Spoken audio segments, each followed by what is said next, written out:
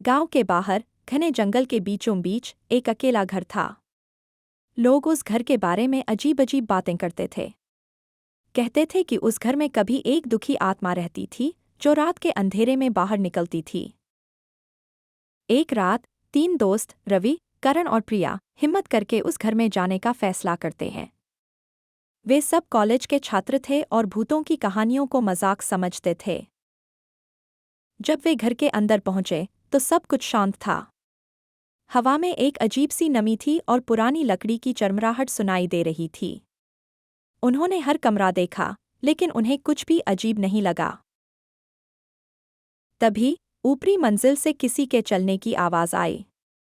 कौन है वहां? रवि ने जोर से पूछा, लेकिन कोई जवाब नहीं आया। वे धीरे धीरे सीढ़ियां चढ़ने लगे। हर कदम पर उनकी धड़कनें तेज हो रही थीं। ऊपर पहुंचकर उन्होंने देखा कि एक कमरा थोड़ा खुला हुआ है।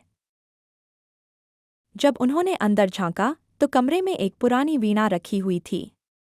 अचानक वीणा अपने आप बजने लगी। उसकी धुन बहुत ही दर्दनाक और उदास थी। प्रिया डर के मारे पीछे हट गई, जबकि रवि और करण अचंभित थे। तभी कमरे की दीवार पर एक धुंधली छाया दिखाई दी। वह छाया धीरे धीरे एक औरत की आकृति में बदलने लगी। उस औरत का चेहरा आंसुओं से भीगा हुआ था और उसकी आंखें खाली थीं। उस औरत ने धीरे से अपना हाथ उठाया और उसकी उंगलियां हवा में वीणा के तारों को छूने लगीं। वीणा की धुन और तेज और भयानक होती गई। करण और रवि डर के मारे पत्थर की तरह जम गए थे। प्रिया चीख पड़ी और कमरे से बाहर भाग गई। रवि और करण भी उसके पीछे भागे, उस दर्दनाक धुन और उस दुखी आत्मा को कमरे में अकेला छोड़कर। उस रात के बाद तीनों दोस्तों ने कभी भूतों का मजाक नहीं उड़ाया।